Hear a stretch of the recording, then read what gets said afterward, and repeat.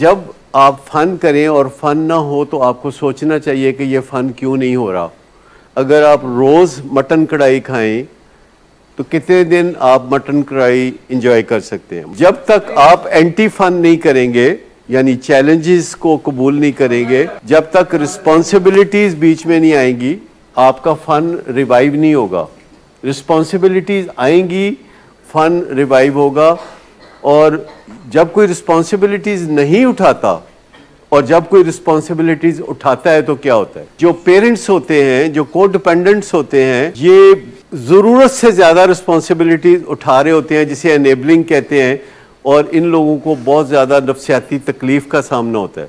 और जो पेशेंट्स होते हैं जो कि रिस्पॉन्सिबिलिटीज़ नहीं उठा रहे होते हैं लाइफ की, इनके अंदर करैक्टर डिफेक्ट्स जन्म लेने लगते हैं। जब कोई रिस्पॉन्सिबिलिटीज़ नहीं उठाता तो नशा और करैक्टर डिफेक्ट्स उसकी राह तक रहे होते हैं, और जब कोई बहुत ज़्यादा रिस्पॉन्सिबिलिटीज़ उठाता है तो नफ्सियाती फीलिंग्स, नफ्सियाती इमराज, डिप्रेशन उसकी राह तक रहे होते हैं। और ये समझ लें कि एक रिस्पॉन्सिबिलिटी उठाने वाला और एक ना रिस्पॉन्सिबिलिटी उठाने वाला जब इकट्ठी ज़िंदगी गुजारते हैं तो दोनों की ज़िंदगी ख़राब रहती है। मैं चाहूँगा कि आप चैलेंज करें या मेरी मदद करें इन गुत्थियों को समझने के लिए कि दोनों की ज़िंदगी ख़राब होती है जब एक रिस्पॉन्सिबिलिटी बहुत ज़्यादा उठाता है और एक रिस्पॉन्सिबिलिटी बहुत कम उठाता है। मुझे बताइए कि एक बड़ा वज़न हो और एक बंदा ज़ोर लगा रहा हो और दूसरा बंदा ज़ोर ना लगा रहा हो अपनी जानिब से, तो वो चीज़ नीचे आ गिरती है। देखिए, अगर आप अपने बच्चों को रिस्पॉन्सिबिलिटी नहीं देते तो इसका मतलब है कि आप उनके करैक्टर डिफेक्ट्स की राह मार कर रहे हैं। अगर होमवर्क माँ करेगी बच्चे का तो क्या होगा? तो जब होमवर्क जैसी चीज़ जो कि समझ आती है कि बच्चे दे करंदा काम में, अगर वो माँ करेगी तो फिर इसका मतलब है कि रिस्पॉन्सिबिलिटी बच्चा नहीं सीखेगा और करैक्टर डिफेक्ट्स उसकी राह तक रहे। बच्चे को छोटे छोटे काम दिए जा सकते हैं। 5 साल के बच्चे को कि तुमने अलार्म लगाना है और सुबह उठना है, तुमने स्कूल का काम करना है, तुमने अपनी चादर को सवेरे सही करना है, तकिए को सही करके रखना है, ऊपर लेने वाली चादर या रज़ाई को ठीक करना है। बहन भाई मिलके भी ये काम कर सकते हैं। So there are a lot of responsibilities जो बच्चे कर सकते हैं। अगर आप लाड देखेंगे या मुलाजम रख के देंगे उनको तो आप समझ लीजिए कि वो टीन एज में से निकलते निकलते वो पहला काम करेंगे कि पढ़ाई से निकलेंगे, दूसरा काम करेंगे कि वो सिगरेट पीना शुरू करेंगे, तीसरा काम करेंगे कि माँ बाप से लड़ना सीखेंगे, चौथा काम करेंगे कि कोई लव यू मिस यू का खेल शुरू कर देंगे, पांचवा काम यह है कि वो बुरी कंपनी, बुरे दोस्तों को अपने गिर्द इकट्ठा करेंगे, और छठा काम है कि वो अपनी इज्जत करना नहीं सीखेंगे। अपनी इज्जत करना नहीं सीखेंगे, उन्हें पता ही नहीं होगा कि इज्जत क्या होती है। उन्हें यह पता होगा कि इज्जत वो होती है जो दूसरे हमारी करते हैं। यकीन करें, इज्जत वो नहीं होती कि दूसरे जो हमारी करते हैं। अगर आप अच्छी तरह सेल्फ एस्टीम के पहलू को समझ लें, उस इज्जत को समझ लें कि आप नहीं करते हैं, तो आपकी ज़िंदगी सारी की सारी समझ जाती है। मेरा एक दोस्त बता रहा था कि उसकी बीवी आजकल उसको बहुत तंग कर रही है, और वो कह रहा था कि वो चीज़ें उठा उठा के फेंकती है। वो चाय का कप जो है ऐसे फेंकती है कि खामद के ऊपर ना पड़े, कहीं जल ना जाए। जला हुआ खामद किसी को नहीं चाहिए। वो कंप्यूटर को धक्का देती है, वो ये करती है, वो सब कुछ करती है। नहीं, जेड़े बंदे होंदे ने थल्ले लगे हुए वो करते हैं, ये भी होंदे ने 42%।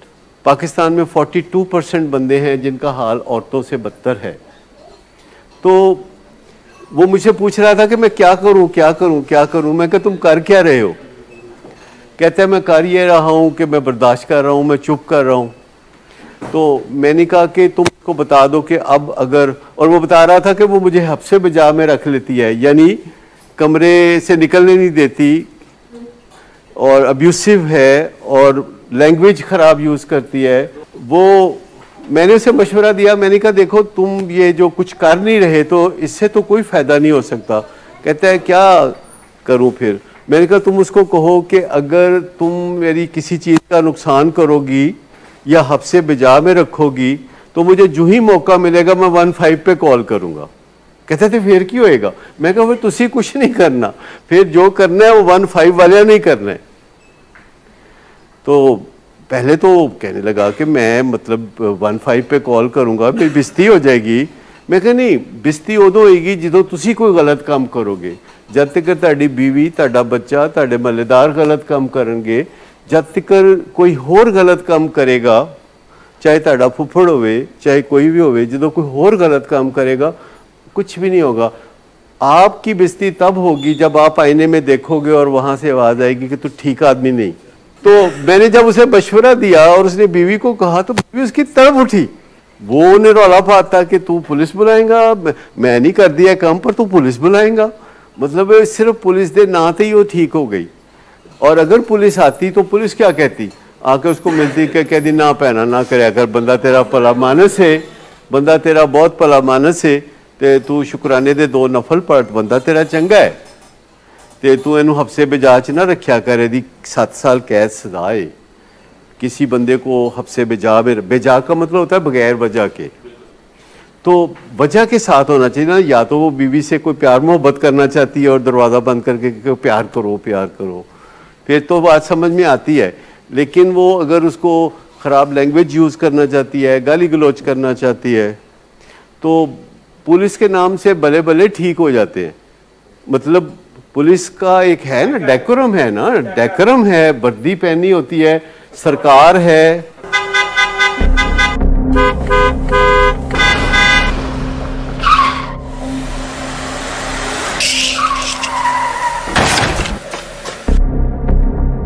घटिया इंसान, इतनी देर से गेट क्यों खोला? सोए हुए थे तुम क्या?